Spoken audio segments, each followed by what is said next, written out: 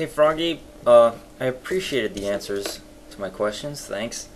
And your rant about American football versus rugby was infinitely entertaining.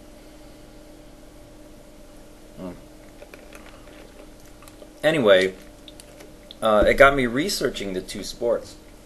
And, it's clear that American football is it's a variation of rugby. But the player sizes are actually quite different. So I researched. I didn't really find a lot of information on Australian rugby, but I found some information on UK rugby.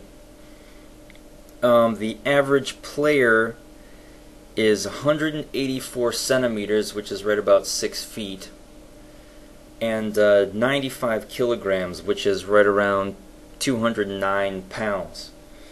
The average American football player, and because the different positions in football are more specialized than the different positions in rugby, there's more variation in player build, but the average football player, from quarterback to center to wide receiver to linebacker is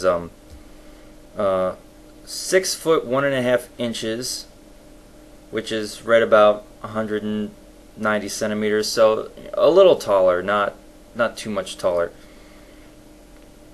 and 245 pounds, which is about 111 kilograms. So from 209 pounds to 245 pounds is a significant difference for average. I mean, both sports have really big guys, but the biggest guys in football, in American football, are bigger than the biggest guys in rugby. The center is going to be your biggest guy, and we've had centers well over 300 pounds. The offensive line, that's a good statistic. The offensive line, which is those right before play begins, and you get the two opposing teams lined up, those guys on the line are those guys on the line are really big. They're there to crunch into each other. Average height is 6'3", that's 190 centimeters, and they weigh from the 290s to about 300 pounds average. Your centers are consistently a little over 300 pounds, so that's about 131 to 136 kilograms. So these guys are decent amount bigger than rugby guys are. And as far as padding goes, usually safety equipment has a fatality or serious injury story behind it, like seat belts, airbags, stuff like that. And I did some research, and yes, it is the same thing with American football. Let's see, what did I read here? 1905, I believe college level football, and in 1905 it was still pretty similar to rugby. 18 players died. And of course there's public outcry from this, so the president at the time, that would be Theodore Roosevelt, threatened to make playing football a federal crime. And a guy by the name of Walter Camp, who's considered the inventor of American football, what did he do? Decrease the number of players on the field to 11 and set up the line of scrimmage, which is a neutral zone in between the two teams when they line up before play.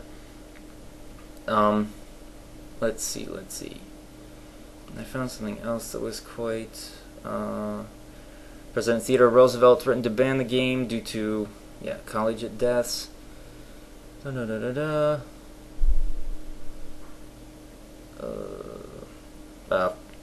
not that interesting. Well, anyway, every piece of safety equipment has at least a serious injury, if not a death, behind it. For a while, when face masks were first introduced to prevent nose breaks, the rate of neck breaks and then deaths from neck breaks went up. Yeah, face mask was invented by Paul Brown, coach of the Cleveland Browns. There were a couple of deaths due to broken necks. That's why there's a rule to not grab an opponent's face mask.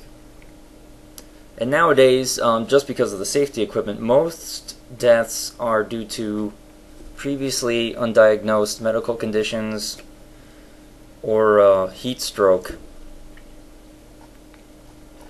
But injury is still a major part of football, and I think some guy recently is not going to walk again. I think he had a paralysis injury to his spine, and he'll never walk again. So just because they're wearing pads doesn't mean that they're safe.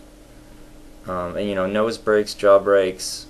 As far as injuries go, I mean, those are, you know, fairly serious, but still they're not life-threatening, whereas a spinal cord injury is. And I think the rate of spinal cord injuries in American football, despite the equipment, is still higher than in rugby. But I was looking and I couldn't find any hard data on that.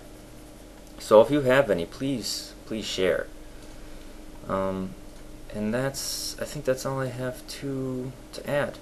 But still, it was I'm not really much into sports. I was more interested in the sociological reasons why a certain sport is popular in a specific country and then not in others.